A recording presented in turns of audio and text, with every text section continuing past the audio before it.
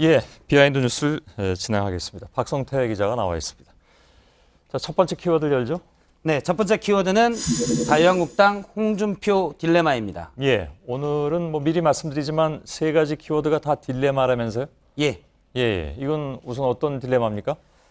최근 자유한국당 내 친박계에서 한때는 견제했던 홍준표 전 경남도지사에 대한 지지가 좀 많아지고 있습니다. 예. 이름만 대면 알만한 한때 친박 핵심이었던 한 의원은 최근 저희 기자와 만나서 나는 바퀴벌레가 아니다. 당이 위기 상황이기 때문에 지금은 홍준표 리더십이 필요할 때다. 이런 말을 하기도 했고요. 예. 친박계였던 다른 의원도 지금은 극소수 빼고 친박계가 없다. 권력이 없는데 개파가 어디 있겠냐라고 말하기도 했습니다. 예. 자유한국당은 다음 달 전당대회가 예정돼 있는데요. 친박계에서도 홍 전 지사 쪽으로 좀 기우는 모습입니다. 그런가요? 어제 그 왜 친박 의원 홍문정 의원이 그런 얘기를 했잖아요. 홍준표 예. 전 후보가 당권을 잡을까 봐 잠이 안 온다. 예. 예. 오늘 분위기를 보니까 홍문종 의원의 개인적인 걱정일 가능성이 좀 커 보였는데요. 그런가요? 예, 예. 예.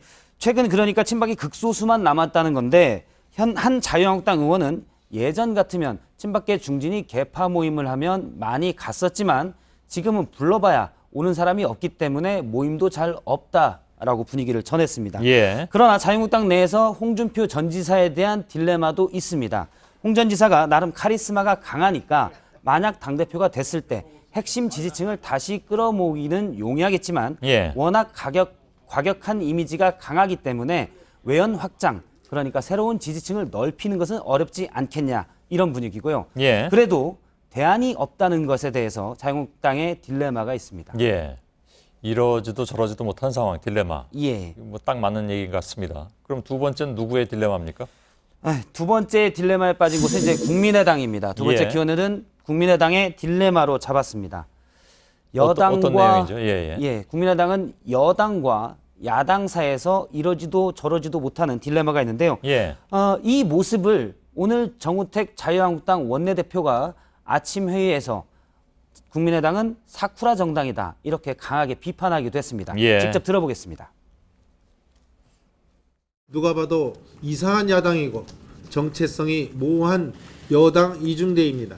국민의당에 대해 사쿠라 정당이라는 표현은 쓰고 싶지 않지만 지금처럼 오락가락 갈팡질팡 행보를 계속한다면 예, 자유한국당은 내부 갈등을 완화시키기 위해서 외부에 대한 공격을 좀 강화하는 측면이 있는데요. 예. 오늘은 타깃이 국민의당이 됐습니다. 지금 인사청문회 전국인데 여기에 대해서 국민의당의 공격이 날카롭지 않다는 것을 자유한국당 측면에서 비판한 겁니다. 예.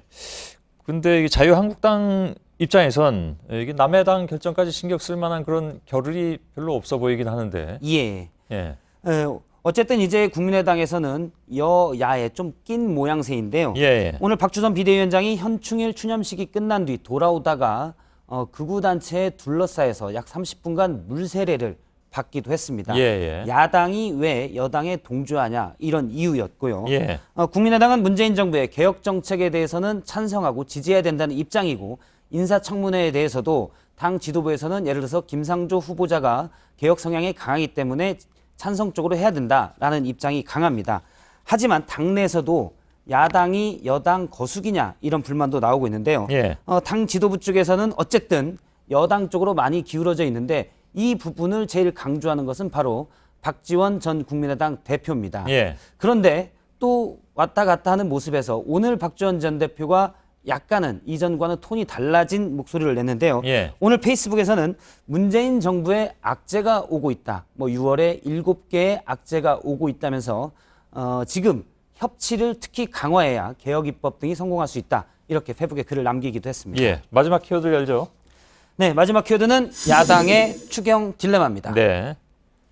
네, 정부가 11조 2천억 원에 달하는 추경안을 내일 국회에 제출할 예정인데요. 예. 현재 추경에 대해서는 자유한국당과 바른정당은 반대하고 있고 국민의당은 우선 추경안을 보고 판단하자 유보적인 입장입니다. 예. 그런데 오늘 자유한국당 성일종 의원이 보도자료를 내고 저렇게 추경 예산에 가뭄 대책 예산이 편성돼야 된다. 이렇게 촉구를 했습니다. 아, 이건 본인 지역구하고 또 관계가 있겠군요. 예, 그렇습니다. 예. 그러니까 어떻게 보면 당에서는 지금 추경에 반대를 하고 있는데 당 소속 의원이 추경안에 이걸 좀 넣어주세요라고 요청한 모양새입니다. 예. 그런 모양새는 이제 국민의당 비대위원장인 박주선 비대위원장도 예전에 있었고요. 예.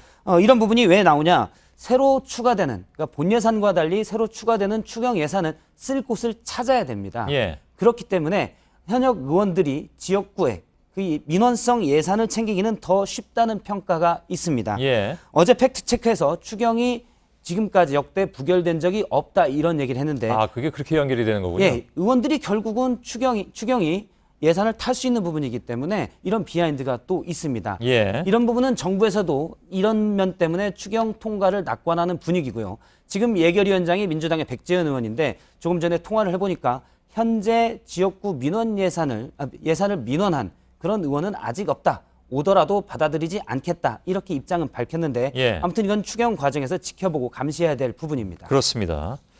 알겠습니다. 박성태 기자였습니다.